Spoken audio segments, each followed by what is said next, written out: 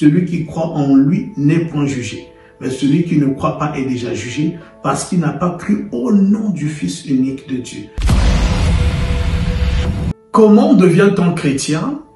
Nous avons répondu dernièrement par la foi. Il faut avoir la foi. Il faut croire. Mais alors, en quoi faut-il croire? Est-ce que toute personne qui croit est forcément chrétien, forcément croyant? Eh bien, ça dépend de ce en quoi vous croyez. Il est possible que vous croyez, mais que vous ne le soyez pas. Tout comme il est possible que vous croyez et que vous le soyez devenu, parce que votre foi est correcte. Parce que s'il y a une foi correcte, il peut y avoir une foi incorrecte. L'apôtre Paul nous l'explique dans 1 Corinthiens au chapitre 15. Nous lisons juste le verset 2.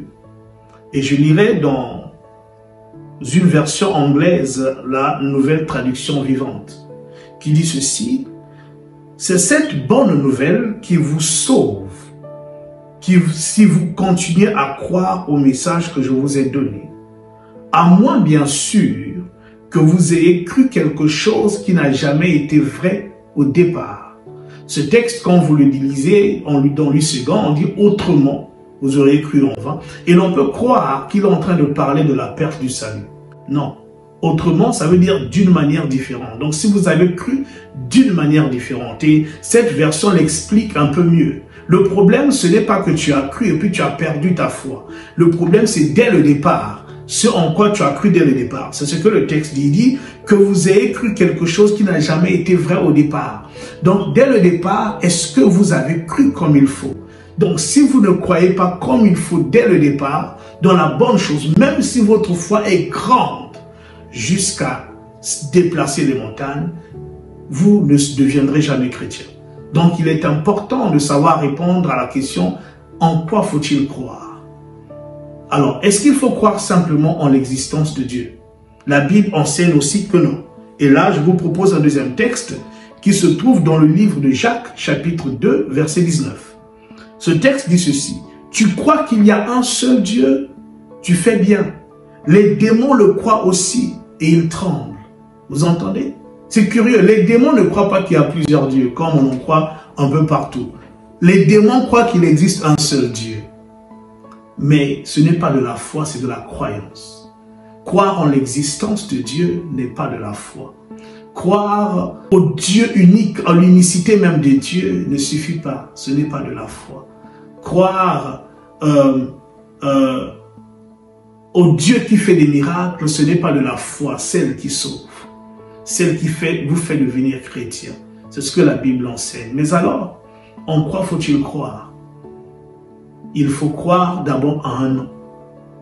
Vous savez, dans toutes les civilisations, où il y a la croyance en un Dieu, chacun des dieux a un nom. Il n'y a pas de Dieu qui n'a pas de nom. Tous les dieux, on leur a donné des noms. Chacun croit en un Dieu. Le Dieu unique, parce que la chrétienté, c'est de croire effectivement qu'il existe un seul Dieu, mais cela ne fait pas devenir de nous chrétiens, c'est d'aller un peu plus loin, c'est de croire en son nom. Il a révélé son nom. Et il n'y a pas 10 000 noms.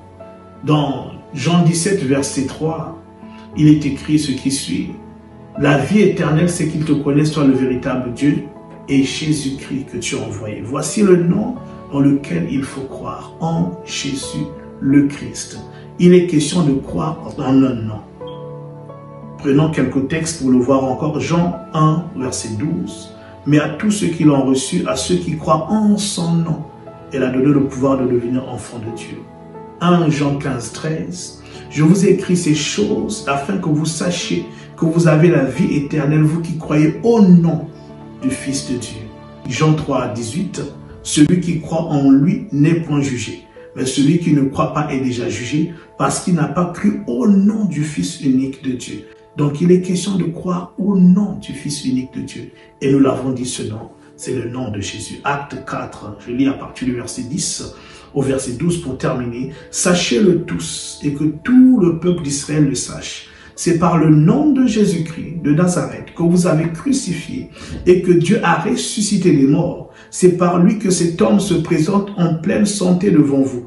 Jésus est la pierre rejetée par vous qui bâtissez et qui est devenue la principale de l'angle. Il n'y a de salut en aucun autre, car il n'y a sous le ciel aucun autre nom, c'est-à-dire le nom de Jésus qui a été donné parmi les hommes par lequel nous devrions être sauvés. Vous voulez devenir chrétien? Il vous faut croire, mais croire au nom de Jésus, le Christ, le Fils de Dieu. C'était le pasteur Pavel et je vous donne rendez-vous à notre prochaine capsule.